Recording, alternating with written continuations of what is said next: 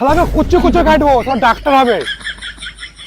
কে ও কে? ওকে মারছো কেন?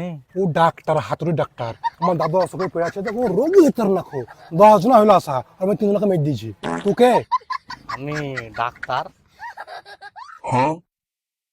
তোর হাত পা ভাঙা কেন তা? ওই দেখো ডাক্তার দেখি এলি ওখানে কি বলবো গোছে।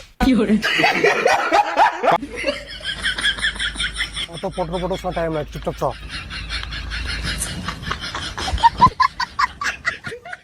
আরে কন্ডিশন বিরাট খারাপ গো, আর আমাকে একটু নাকে ডাকতে হইতো বাড়া। পেট সুমন্দি দাদার কিছু হয়নি খো, তোমার রিপোর্ট দেখালে গেছি আমি।